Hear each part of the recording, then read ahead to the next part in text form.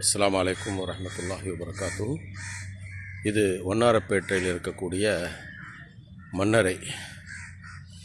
இங்கே தான் என்னுடைய தாய் அடக்கப்பட்டிருக்கிறாங்க. இந்த தாயும் தன் பிள்ளைகளுக்கு நல்ல காரியத்துக்காக துவா செய்வாங்க. என் தாயின் துவாவால் தான் பல முறை காபத்துல் முஷர்ரஃபா பார்க்கக்கூடிய பாக்கியம் கிடைத்தது. என்னுடைய முதல் ஆசிரியை என் தாய் ஹாலிதா பீவி தான். இங்கே வந்ததுக்கப்புறம்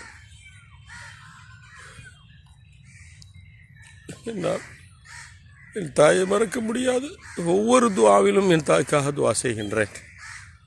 நீங்கள் எல்லோரும் உங்கள் தாயை மறந்து விடாதீர்கள், தந்தையை மறந்து விடாதீர்கள். பெற்றோர்கள் தான் நம்முடைய சொர்க்கம். தாயின் காலடியில் தான் சொர்க்கம் இருக்கிறது. எந்த தாயும் தந்தையும் தன் பிள்ளைக்காக துரோகமாக எதுவும் செஞ்சிட மாட்டாங்க. பிள்ளைகள் தான் பெற்றோருக்கு துரோகம் செய்யக்கூடிய பிள்ளைகள் இருப்பாங்க. சில பிள்ளைகள் தான், எல்லா பிள்ளையும் கிடையாது. களப்பற்ற மன தூய்மையான ஒரு பாசம் என்றால் அது தாய் தந்தை பாசம்தான் என்பதை யாரும் மறுக்க முடியாது. அதனால் இந்த இடத்துல இங்கே நிறையா கபர்கள் இருக்குது. எல்லா மன்னரை வாசிகளுக்குமாக சலாம் சொல்லிக்கொள்வேன். அஸ்ஸலாமு அலைக்கும் அஹ்ல தியார் மினல் முஃமினீன வல் முஃமினீன். முஃமினான ஆண்கள் பெண்கள் எல்லாருக்குமாகவும் என்னுடைய சலாத்தை தெரியப்படுத்திக் கொள்கிறேன்.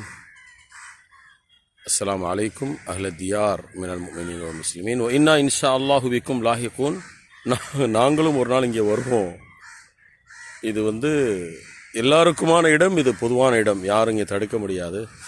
இன்னா இன்ஷா அல்லாஹு பிக்கும் லாஹிகூன். அல்லாஹுடைய நாட்டம் இருந்தால் நாங்களும் இங்கே வருவோம் என்ற அர்த்தமுள்ள வார்த்தை சொல்லிவிட்டு நபி ஸல்லல்லாஹு அலைஹி வஸல்லம் இதை சொல்லிக் கொடுக்குறாங்க. நஸ்அலுல்லாஹ லனா வலக்கும் அல் ஆஃபியா. உங்களுக்கும் நமக்கும் அல்லாஹ் ஆரோக்கியத்தை தருவானாக. ஆரோக்கியம் என்ற உடனே உயிர் வாழும் பொழுது ஆரோக்கியம்ன்றதில்லை. இந்த மன்னரையில் இருக்கக்கூடிய ஒவ்வொரு மன்னரை வாசிகளும் நல்லவர்களாக இருந்தால் ஆரோக்கியமாக இருப்பார்கள்.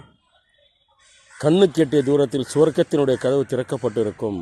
நபி ஸல்லல்லாஹு அலைஹி வஸல்லம் சொல்கிறாங்க. நல்லவர்களாக இருந்தால், அல்லாஹுக்கு மறுக்கக்கூடிய பாவிகளாக இருந்தால் அதை பற்றியான விவாதம் இங்கே வரல.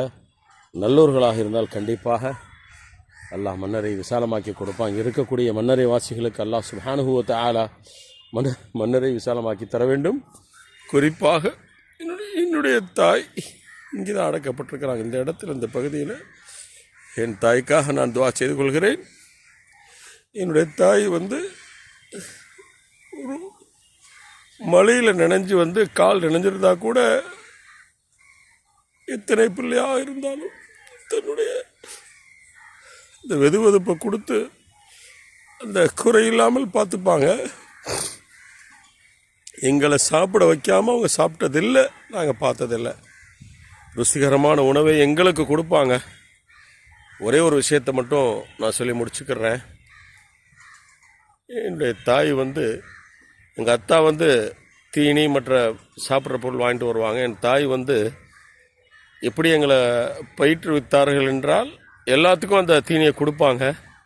ஆனால் அந்த தீனியை கொடுக்கறதுக்கு ஒரு போட்டி வைப்பாங்க. யார் ஆயத்தில் குர்சி சொல்கிறீங்களோ அவங்களுக்கு தான் தருவேன்னு சொல்லிட்டு எல்லாத்துக்கும் கிடைச்சிரும். முதல் சொன்னால் முதல் கிடைக்கும், ரெண்டாவது சொன்னால் ரெண்டாவது கிடைக்கும். நான் அப்படி மனப்பாடம் பண்ணது தான் ஆயத்தில் குர்சி.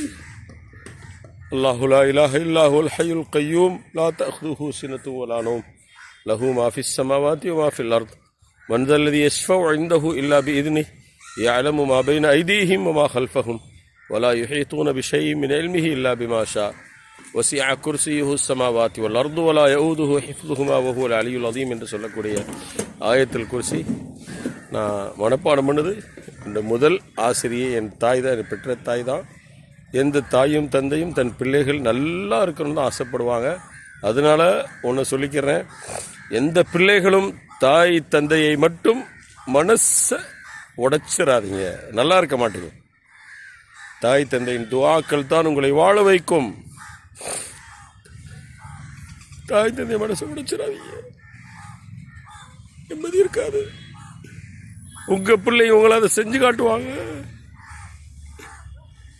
எந்த தாயும் தந்தையும், நான் சொல்றது முஸ்லீமுக்கு மட்டும் இல்லை, முஸ்லீம் அல்லாதவங்களுக்கும் சொல்றேன், முஸ்லீமா இருந்தாலும் முஸ்லீம் அல்லாதவங்களா இருந்தாலும் தாயும் தந்தையும் ஒரு உறவு தானே, பிள்ளைகள் ஒரு உறவு தானே. அந்த தாய் தந்தை மனசை உடைச்சிடாதீங்க, நல்லா இருக்க மாட்டீங்க, இந்த உலகத்தில் அனுபவிப்பீங்க. தாய் தந்தைக்கு கண்ணியம் செலுத்துங்க, மரியாதை செலுத்துங்க. அல்லாஹுடைய கட்டளை, وقضى ربك ألا تعبدوا إلا إياه وبالوالدين إحسانا إما يبلغن عندك الكبر أحدهما أو كلاهما فلا تقل لهما أف ولا تنهرهما وقل لهما قولا كريما.